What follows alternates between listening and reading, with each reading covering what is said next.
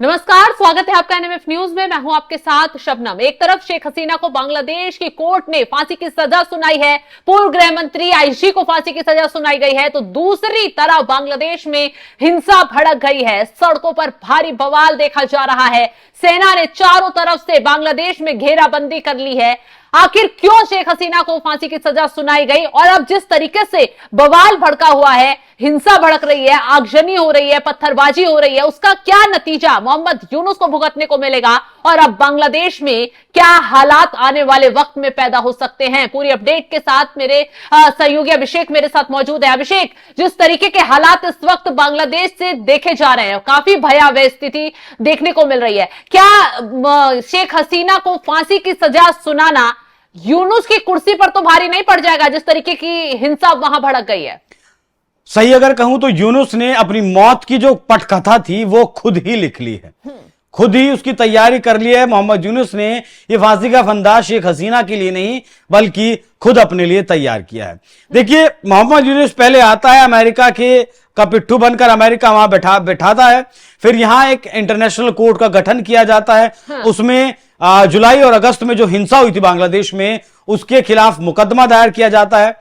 शेख हसीना उस वक्त के गृह मंत्री और सेना के तमाम अफसरों के खिलाफ उसमें मुकदमा दर्ज किया जाता है। जो मौजूदा वक्त में सेना प्रमुख हैं उनका भी नाम इसमें लिया जाता है। सबसे पहले चार्जशीट दाखिल की जाती है, उसमें 2 दर्जन से ज्यादा सेना के अधिकारियों का नाम होता है। कुछ को उठा लिया जाता है, जिन्हें उठाया नहीं जाता है उनके खिलाफ नोटिस जारी कर दिया जाता है कि या तो जल्द से जल्द कोर्ट में पेश हो जाइए, नहीं तो फिर आपके साथ अंजाम बुरा हो सकता है। यहां मोहम्मद यूनुस समर्थित जो ये मुकदमा शेख हसीना के ऊपर दर्ज किया गया, इसमें यह कहा गया कि जुलाई और अगस्त में बांग्लादेश में जो हिंसा हुई उसमें तकरीबन 1400 लोग मारे गए, 2400 से ज्यादा लोग घायल हुए और इनका आदेश पूर्व प्रधानमंत्री शेख हसीना ने अपने गृह मंत्री के साथ मिलकर सेना को यह आदेश दिया कि जो भी प्रदर्शनकारी है, कैसे भी करके प्रदर्शनकारियों को दबाया जाए, सीधे गोली मारने के आदेश दिए गए, जिसकी वजह से 1400 लोग मारे गए। आरोप शेख हसीना के ऊपर यह भी है कि जो लोग मारे गए उनकी लाशों को गायब शेख हसीना ने करवाया। आरोप शेख हसीना के ऊपर यह भी है कि एक व्यक्ति की मौत के मामले में पोस्टमार्टम रिपोर्ट को 4 बार बदलवाने के लिए उन्होंने एक डॉक्टर को लगातार धमकी दी। आरोप बहुत सारे शेख हसीना के ऊपर लगाए गए, कारण सिर्फ यह था कि शेख हसीना भागकर भारत आई, भारत का विरोध फिलहाल मोहम्मद यूनुस को करना है, क्योंकि नया नया वो पाकिस्तान की गोद में बैठा है। इससे पहले पाकिस्तान खुद अमेरिका की गोद में बैठा है, तो इनडायरेक्टली दोनों देश अमेरिका की गोद में जा बैठे हैं। अब अब्बा को खुश करना है तो भारत के खिलाफ कुछ ना कुछ तो करना है। देखिए, इस फांसी की सजा की पहली बात तो कोई तवज्जो नहीं है, कोई वैल्यू नहीं है, क्योंकि शेख हसीना भारत में है और भारत शेख हसीना को किसी भी कीमत पर बांग्लादेश में ये जो मोहम्मद यूनुस की समर्थित सरकार है उसे सौंपेगी नहीं। लेकिन फिलहाल जो तस्वीरें आप देख रही हैं, जिस तरीके से बांग्लादेश में आवामी लीग के जो लोग हैं वो प्रदर्शन कर रहे हैं, वो क्यों प्रदर्शन कर रहे हैं ये भी समझ लीजिए। एक दिन पहले, मतलब 16 तारीख को जब पता चला 17 तारीख को फैसला आना है, 16 तारीख को शेख हसीना ने एक ऑडियो नोट जारी किया, जिसमें उन्होंने कहा कि आप अपने हक की लड़ाई लड़िए, आप प्रदर्शन करिए, इस फैसले के खिलाफ मैं जिंदा रहूंगी, आपके लिए लड़ूंगी। पहली बात। दूसरी बात, शेख हसीना ने अपने उस बयान में यह कहा कि देखिए, फिलहाल पहले यह समझिए, बांग्लादेश में सेना के 3 धड़े हैं। एक शेख हसीना को समर्थन करता है, खालिदा जिया को समर्थन करता है, और दूसरा अमेरिका, पाकिस्तान और मोहम्मद यूनुस को समर्थन करता है। यह पाकिस्तान को समर्थन करने वाला जो धड़ा है, यह पूरी तरीके से रेडिकलाइज हो चुका है।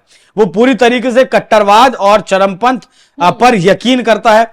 तभी आपने देखा होगा कि म्यूजिक टीचर्स की जो भर्ती रद्द की गई यूनुस के द्वारा, वो इसीलिए की गई।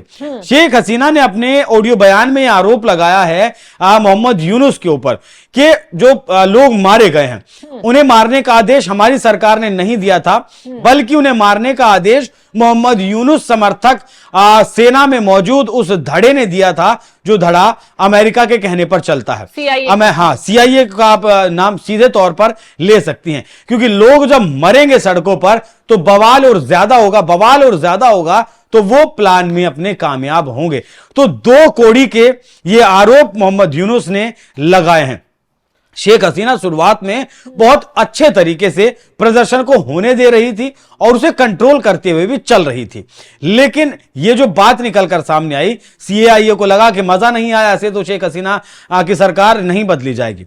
अब यहां एक और बात समझिए, ये भी कहना अभिषेक कि अमेरिका का जो बातें थी, मांग थी, वो शेख हसीना नहीं मान रही थी। तो सेंट मार्टिन आइलैंड तख्ता पलट का मेन वजह यही रही कि सीआईए ने पूरा सपोर्ट मोहम्मद यूनुस को किया, उन कट्टरपंथियों को किया जो हावी हुए, बवाल भड़काया और शेख हसीना को वहां से भागना पड़ा। वो तो ठीक है, लेकिन आने वाले वक्त में भी शेख हसीना बांग्लादेश में ना जाएं, उसके लिए फांसी की सजा सुनाई गई है। मौजूदा वक्त में शेख हसीना का वो कुछ नहीं बिगाड़ सकते, इस बात को आप भी समझते हैं, लेकिन आने वाले वक्त में फरवरी 2026 में चुनाव बांग्लादेश में होने हैं। पहली बात तो मुझे यह लगता है कि यूनुस नहीं चाहता कि चुनाव हो, और अगर चुनाव हो भी तो आवामी लीग इसमें हिस्सा ना ले। आवामी लीग हिस्सा लेगी तो हो सकता है कि शेख हसीना भी वापस लौटे, लेकिन जब तक यूनुस बांग्लादेश से नहीं खदेड़ा जाता है तब तक शेख हसीना वापस नहीं आएंगी। अभिषेक, जो मौजूदा स्थिति बन रही है, बवाल चारों तरफ भड़का हुआ है, रेल रोक दी गई है, जगह जगह आग लगा दी गई है, क्योंकि शेख हसीना के पैतृक घर जो था वहां तोड़ने के लिए बुलडोजर पहुंच चुका है। बवाल इस कदर भड़क गया कि पूरा बांग्लादेश जो है इस वक्त मानो गृह युद्ध की कगार पर खड़ा हुआ है। सेना ने चारों तरफ से, तीनों सेनाओं ने पूरे बांग्लादेश को घेर लिया है। तो आगे स्थिति क्या होगी? मतलब लगभग 15 करोड़ की, 14-15 करोड़ की आबादी बांग्लादेश की है। मौजूदा वक्त में अगर चुनाव होते हैं तो लगभग 67% लोग शेख हसीना के साथ हैं, ऐसा कुछ रिपोर्ट्स में दावा किया गया है। 67% लोग। अब ये 67% लोग में का 50% या 20% भी सड़कों पर अगर उतरता है, करोड़ों लोग अगर सड़कों पर उतरते हैं, तो जो ढाका में 15,000 सैन्य कर्मी यूनुस ने तैनात किए हुए हैं, क्या आपको लगता है कि वो टिक पाएंगे? क्योंकि यूनुस समर्थक जो आंदोलन बांग्लादेश में हुआ था, जब उसके सामने वहां की सेना नहीं टिक पाई, प्रशासन नहीं टिक पाया, तो यहां तो बहुत बड़ी संख्या में देखिए ये जो जमात इस्लामी जैसे लोग हैं, एक रिपोर्ट ये दावा करती है कि ज्यादा ये लोग नहीं है, बांग्लादेश की आबादी का महज 0.3% ये लोग ऐसे बहुत ज्यादा कट्टरपंथी जो लोग हैं ऐसे हैं, और लगभग 3% इस चरमपंथ को बढ़ावा देने का काम करते हैं। जबकि बांग्लादेश में शायद हिंदुओं की आबादी 4.5 से 5% है, वो हिंदू भी शेख हसीना के समर्थक हैं, वो भी काम कर रहे हैं। तो आप ये समझिए, जिस तरीके से पिछले दिनों इजराइल का समर्थन करने पर लाहौर से लेकर इस्लामाबाद तक जो प्रदर्शन पाकिस्तान में हुआ था और पाकिस्तानी सेना के हाथ पैर फूल गए थे, उसने भी सीधे गोली मारने का काम किया था प्रदर्शनकारियों को। यहां भी अब तक की जो रिपोर्ट है वो दावा कर रही है कि 4 लोगों की मौत इस कार्रवाई में हो चुकी है, जो सेना सीधी गोली लोगों को यूनुस के आदेश पर मार रही है। अगर 1 मिनट के लिए शबनम ये मान भी लें कि शेख हसीना ने वो आदेश दिया था कि प्रदर्शनकारियों को कुचल दिया जाए किसी भी कीमत पर, तो क्या आज मोहम्मद यूनुस भी वही काम नहीं कर रहे हैं? इन प्रदर्शनकारियों पर सीधे गोली चलवाकर नहीं कर रहे हैं वही काम। मतलब सत्ता में आप हैं तो आप जो भी कुछ करेंगे वो सही नहीं हो सकता। आने वाले दिनों में आप देखेंगी कि बांग्लादेश बहुत बुरी तरीके से जलेगा, और जैसा कि मैंने शुरुआत में कहा कि अपनी मौत को दावत मोहम्मद यूनुस ने दे दी है, और यह सबसे बड़ा कारण बनेगा मोहम्मद यूनुस के बांग्लादेश छोड़कर भागने का और शेख हसीना की वापसी का। बिल्कुल, तो यहां शेख हसीना को फांसी की सजा नहीं दी गई है, बल्कि मोहम्मद यूनुस के लिए ही गड्ढा खोद दिया गया है। इस तरीके की बातें कही जा रही हैं क्योंकि आवामी लीग ने मोर्चा संभाल लिया है, पूरे बांग्लादेश में विरोध प्रदर्शन शुरू कर दिया है, और जितना भी शेख हसीना से जुड़ी चीजों के खिलाफ कार्रवाई हो रही है, उनको रोकने की पूरी कोशिश आवामी लीग की तरफ से करवाई जा रही है। लेकिन जिस तरीके से मोहम्मद यूनुस अब घर से बाहर तक घिर गए हैं, सेना का पूरा कंट्रोल बढ़ गया है, उससे कहीं ना कहीं आने वाले वक्त में बांग्लादेश में भारी तबाही देखने को मिल सकती है।